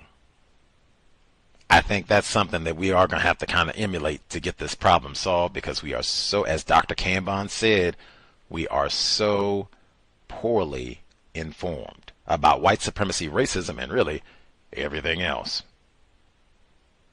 Do our best to correct that. Watching TV, that is not a correction to the problem. Not at all. Maybe even worsens it. Just sitting around YouTubing it all day. Man, that is not helping. We'll give a quick gander, see if any folks, any thoughts. Brain computer was stimulated by what they heard from Dr. Francis Cress Welsing. Again, that was not the total lecture. You can go to the library, what have you, check it out if you want to hear everything that she had to say while she was visiting Southern California. I'd be curious to know if she talked about the climate situation down in California as well, because that's been a problem for such a long time. And like I said, they started off everything talking about how hot it was down there. Like, man, if she had some sort of second thoughts or anxieties about going to California, was that related to the weather? Or, you know, that, anyway, should have, would have been cool to know. Can't know everything. Anywho, we'll be here, as I said, Thursday for the book club, Friday for neutralizing workplace racism, and then Saturday for the compensatory call-in. Let us know, particularly the folks, hopefully we have lots of people in the U.S. didn't have to go to the plantation today. Hopefully you can stay home and watch the inauguration, check out the cows. If folks return to the workplace tomorrow, or even if you did have to be there today, maybe time and a half, right? Holiday pay. Be mindful, the racist jokes, they normally cut a fool this time of year, and it right, because we're right on the cusp of February, so it can roll right on into Negro History Month. Just be mindful. It's nothing to, you know, be outraged and I got to smack somebody with a chair or nothing like that. But I mean, hey, it is that time of year. Dr. King, as I said, was not someone beloved by individuals classified as white. So they might have a snide remark or three to make about, oh man, cat old Negro holiday. Did you have special fried chicken recipes? Celebrate the holiday? Get that type of, you know. To be expected. Really, what does it mean to be classified as white? Any hoodles. But we will, at minimum, we will be here on Thursday, and then the rest of the week. And then you can check social media and such for updates. If we sneak back in here either tomorrow or Wednesday, I will make sure I get in while we're here that I have for a long time, really in the same vein when I say researching and writing, more important than doing all the TV, and I got to keep up with every brain damage championship bowl game and all. I try to post a lot of reports about Dr. Welsing or really anything related to counter racism. But specifically, I've been going back and finding older reports, Mr. Fuller, Dr. Welsing, Patrice Lumumba, now that we're studying him, older reports so we can kind of see things that happened previously. I talked about when Dr. Welsing lost her job, and Dr. Welsing was such a public figure and talking about racism and what have you. She was in the newspapers and on TV and such for really like 50 years. Like starting in like early 1970, really newspaper going all the way back to the 50s. I had posted an article where she was in the paper for when she went back to school in Antioch College. Like this was before Emmett Till was lynched. I think this was like springtime of 1955. So she has like a lot of material available. And I posted reports. I found some when I was in California. I reposted some of the reports from like the 60s, 70s, when she was giving her views when she started first becoming really well known publicly for her views on white genetic annihilation. And I posted one of the reports from Dr. Welsing, got a lot of traction, shared, whoopee, great. Hopefully lots of non-white people can see, study. Oh, wow, go do some research and find more material like this. But they are the contingent of non-white people who are about the name-calling, in my view, behavior that I think is not serious about replacing white supremacy with justice, and more importantly, engaging in behavior that is exactly like explicitly behavior that Dr. Welsing rejected for the duration of her existence. Name calling black people. I don't care who you are. You are never gonna find no article, video, audio recording, printout of Dr. Welsing. Well, certain times you go ahead and let Leroy know he's a coon. That ain't there. That don't exist. That was one thing. She was unshakable in her dedication to no name calling black people and talking about, hey, black self-respect should be reflected in how you treat black people. What does your conduct look like when you're in contact with black people? That's something that she talked about for the duration of her life. Never changed. Never changed. So to have people invoking her name and then to switch up, or to have these people they're invoking Dr. Welsing's name, and then they come and they're name calling black people, bragging about being a black American, and that's something I also never, ever, ever heard Dr. Welsing on here bragging, I'm a proud black American, and don't you call me no African or nothing. I never heard. I heard her say she's a victim of white supremacy. I asked her directly. That's in our archives, and then I've heard other people in older archives, like way, way back. She said that for the duration. I'm a victim of white supremacy. I even heard folks ask her, hey, Dr. Welsing, don't you think you are a black nationalist? And she's, no, I am an attempted counter-racist, victim of racism. That's my title, nothing else. So to see people, they're invoking Dr. Welsing's name to then go and engage in all these behaviors that are going to be about conflict with other black people, disagreements, arguments with other black people. She consistently said, same thing that Fuller says, minimize conflict with other black, brown, red, yellow people. She said that for years, for decades. I was appalled to see people. They see some of these articles I post, archived material on Dr. Welsing, and they come in on their, I'm proud black American like Dr. Welsing. Man, back up, man. Back up. She never said nothing about that. If that's what you want to be on, no problem. Even if you want to be about name calling black people, do what you do, but don't incorporate Dr. Welsing into your foolishness and non-constructive behavior. If you want to do that, just do that and stand on your own. Stand on your own work. You don't have to incorporate Dr. Welsing's name. And I've said that for years. People do that. Get out and name call black people and be on a whole lot of foolishness and then incorporate Dr. Welsing or Mr. Fuller or somebody into it. It's like, man, they have spoken against this behavior explicitly forever. Come on, man. Do better. And you're contributing to confusion. Have people thinking, well, wow, maybe Mr. Fuller, maybe he's proud black American too. Maybe he thinks name calling sometimes is okay. But no.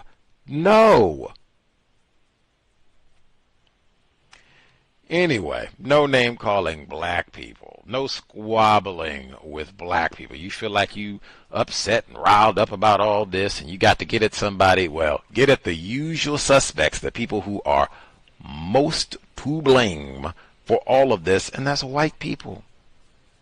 That's white people. If you're not going to get at white people, back up off of Leroy. Back up off of Lakeisha. Come on. Any hurdles. It was when I posted one of those articles, one of the folks online, could be a black person, could be not. Talked about that before. They got the pretend blackface on social media and such, where you could have race soldiers just pretending to be white. But I posted that article, then hop on and talking about voicing their frustrations with Kamala Harris. I ain't even said nothing about Kamala Harris. And talking about, well, I disagree with Dr. Welsing because I'm proud Pan-Africanist. Do what you do. Why are you even posting on my page? I didn't say anything about no Pan-Africanism. See, that's what I said. We look forward to being in conflict with other black people, non-white people. Just look. I have people that they don't even contact me for any reason, but they will reach out just to be in conflict for things of that nature. I got to represent from my Pan-African views or what have you. I didn't say nothing about that. Nothing. Dr. Welsing didn't either. She says she's a victim of racism.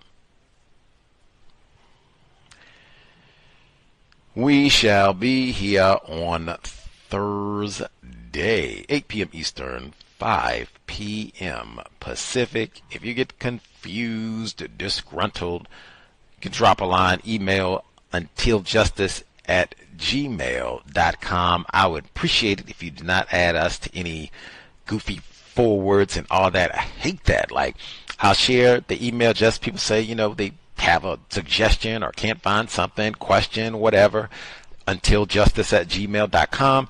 But they'll take the email and then add me to all these old goofy emails and forwards and everything else that I have no interest in at all. Like, come on. Come on. No forwards. Let's not be abusive with the email address. Just for constructive purposes, really, not wasting non-white people, victims of racism's time and energy. Much obliged for folks tuning in. Hopefully worthy of your holiday, right? Holiday, MLK Day. Hopefully worthy of your Monday holiday on the plantation. Sobriety would be best. Like I said, now I haven't really heard nothing about no dry January this month. They've been kind of quiet on that this time around, even though they've been getting more and more data saying, hey, no drinking, less drinking, sobriety. Yeah. They eased up on that this year, so I'll pick up the slack. Dry January, really, dry February, dry March, dry August. Sobriety would be best. Preserve your brain computer. Even when the football brain damage championship is on, even then sobriety would be, even then sobriety would be best. Creator, we ask that you help us remain patient with other black people, victims of white supremacy. We ask that you help us remain patient with ourselves.